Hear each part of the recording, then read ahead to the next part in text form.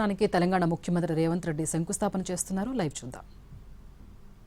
గారి జయంతి సందర్భంగా స్మృతి వనాన్ని తెలంగాణ రాష్ట్ర ముఖ్యమంత్రి గౌరవనీయులు రేవంత్ రెడ్డి గారు, ఉప ముఖ్యమంత్రి వర్యులు మల్లు భట్టి విక్రమార్క గారు, గౌరవనీయ మంత్రివర్యులు శ్రీధర్ బాబు గారు, పొన్నం ప్రభాకర్ గారు, సంక్షేమ శాఖ మంత్రులు అడ్లు లక్ష్మణ్ కుమార్ గారు, రోడ్లు భవనాల శాఖ మంత్రులు కోమటిరెడ్డి వెంకటరెడ్డి గారు, ఇంకా గౌరవనీయులైన పార్లమెంట్ సభ్యులు, శాసన మండలి సభ్యులు, శాసనసభ్యులు, వివిధ కార్పొరేషన్ల చైర్పర్సన్స్, ఉన్నత అధికారులందరూ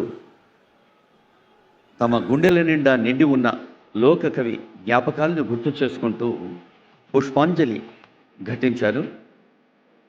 కొద్దిసేపట్లోనే వేదికపైకి వేయించేస్తారు. గౌరవనీయులైన సీఎం గారు, డిప్యూటీ సీఎం గారు, మంత్రులతో పాటు స్వర్గీయ అందెశ్రీ గారి ధర్మపత్ని అమ్మ అందె మల్లుబాయి గారు, కొడుకు దత్తసాయి, బిడ్డ వాకులమ్మ, వేకువ వెన్నెల వీరంతా వేదికపైకి వేయించేస్తారు. స్మృతివన నిర్మాణం అంటే ఇది కేవలం ఒక భౌతిక నిర్మాణం కాదు. మనకు తెలుసు, ఒక మెమోరియల్ అంటే దాని వెనుక ఉండే జ్ఞాపకాలు ఎప్పటికీ మనను వెంటాడుతూ ఉంటాయి, మన బాధ్యతను గుర్తు చేస్తూ ఉంటాయి. మనిషి తాను సృష్టించిన రూపాయికి తానే బానిసైపోయి, తాను సృష్టించిన సౌఖ్యాలకు, ఆడంబరాలకు మించింది లేదని మానవీయ స్పృహను మర్చిపోయి మనిషిగా మారేందుకు నిరంతరం కృషి చేసిన లోక కవి. ఎదిగే చెట్టును ప్రేమించాడు, పారే నదిని ప్రేమించాడు, మాయమైపోతున్న మనిషిని ప్రేమ నదిలో స్నానమాడించి విశ్వాసపు ఉచ్ఛ్వాసలూది మనుషుల్లోని మహనీయతను తట్టిలేపాడు.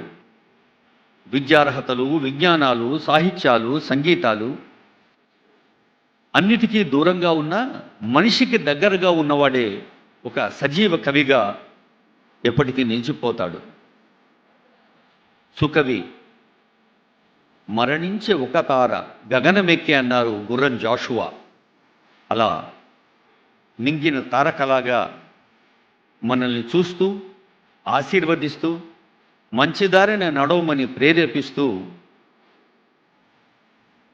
తెలంగాణ రాష్ట్రాన్ని సుభిక్షంగా ఉంచే బాధ్యతను ప్రజాప్రభుత్వ అధినేత ఆనరబుల్ సీఎం గారు, మంత్రివర్గము, ప్రజాప్రతినిధులు, ఉన్నత అధికారులే కాదు, ప్రతి సామాన్య పౌరుడు తమ తమ బాధ్యతల్ని, తమ తమ విద్యుక్త ధర్మాల్ని మనసా వాచా కర్మణ త్రికరణ శుద్ధిగా నిర్వహించినప్పుడే మనిషి ఎదుగుతాడు, కుటుంబం ఎదుగుతుంది, సమాజం ఎదుగుతుంది, మన తెలంగాణ రాష్ట్రం ఎదుగుతుంది అని అనేక సందర్భాల్లో మీ అందరికీ తెలుసు. గౌరవనీయులైన ముఖ్యమంత్రి రేవంత్ రెడ్డి గారు అందెశ్రీతో సుదీర్ఘమైన ఇంటర్వ్యూ జరిపారు.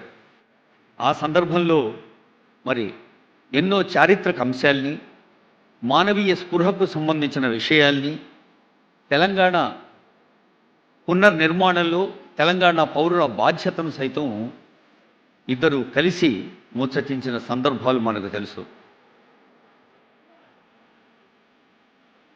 ఒక ఆశయం కోసం ఆనరబుల్ సీఎం ఒక ఆవేదనతో, ఒక ఆవేశంతో, ఒక సాహిత్య భావుకతతో ఒక కవి ఇద్దరు కలిసిన సంభాషణలు మనకు స్ఫూర్తిగా నిలుస్తాయి. భూమి పూజ గావిస్తున్న దృశ్యాన్ని చూస్తున్నాం తెరల మీద.